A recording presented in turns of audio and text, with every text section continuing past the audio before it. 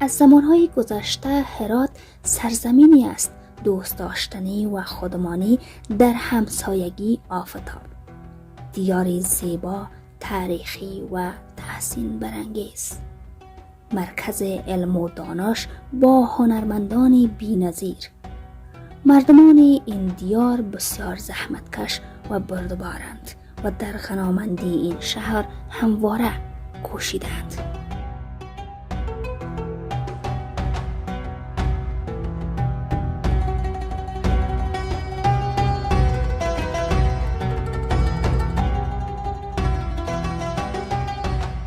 هرات موزیمی است از شاهکارهای هنری، علمی، ادبی، فرهنگی و کلتوری که هنوز هم به شدت مورد توجه باستان شناسان، گردشگران و جهانیان است.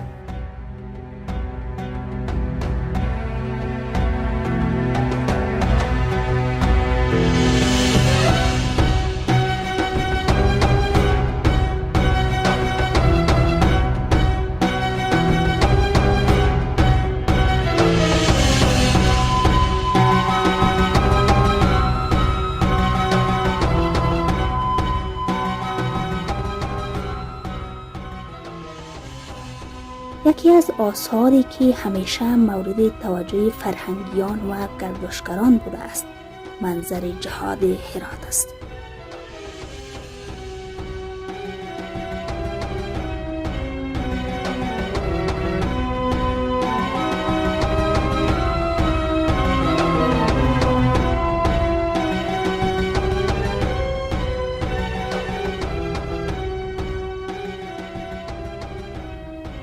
بنایی که 14 سال جهاد و مقاومت مردم افغانستان را در خود گنجانیده است.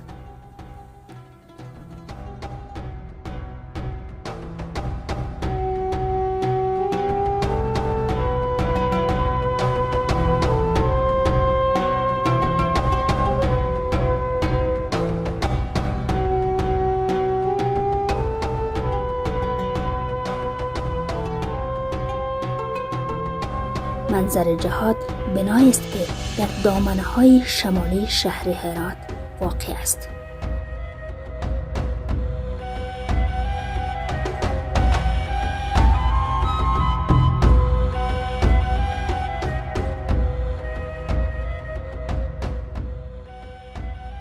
در سال 1381 هجری شمسی تهداب گذاری شد.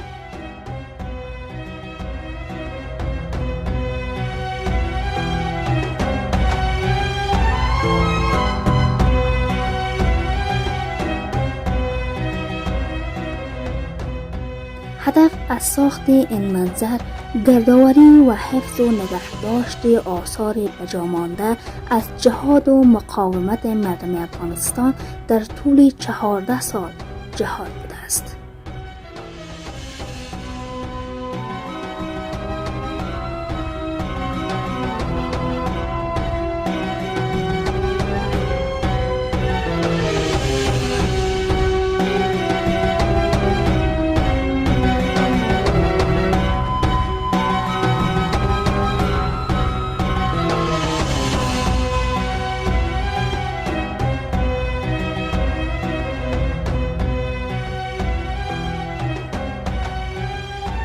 اکنون آثار زیادی از تصاویر شهدا و مجاهدین، سلاح‌ها و وسایل ثقیله به عنوان نمادی از جهاد مردم افغانستان علیه تجاوز قشون سرخ شوروی سابق در آن نگهداری می شود.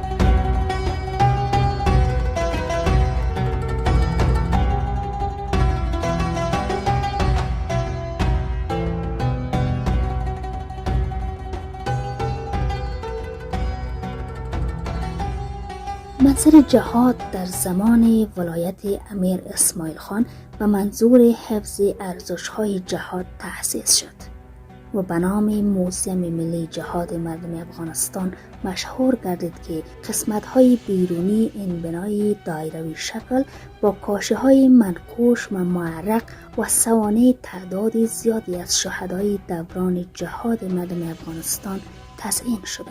با اشعار و خطوط زیبایی از هنرمندان و خوشنویسان هرات جلوه زیبایی دیدنی به خود گرفته است.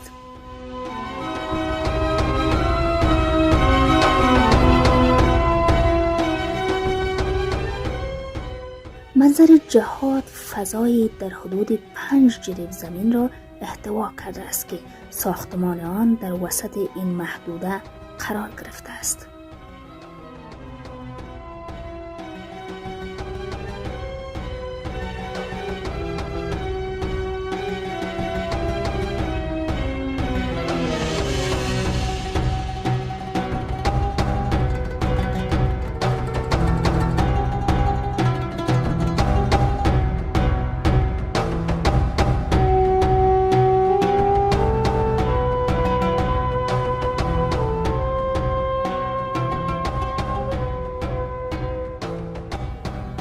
داخل آن دارای 3 سالن است.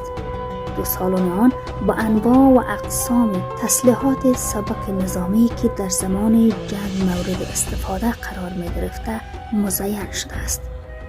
طبقه بالایی منظر جهاد شامل اسناد و آثاری است که از شهدای مجاهدین به جا مانده است. و سالن سوم از 7 قسمت تشکیل شده که اولین قسمت آن به قیام 24 هود مربوط است و با نقاشی و مجسمه های مزین شده است و این 7 قسمت طور طراحی گردیده که فرد بیننده با قرار گرفتن در جلوی تصویر و هنگامی که آن را مشاهده می کند وارد حال و هوای همان سالهای جنگ و مقاومت می شود.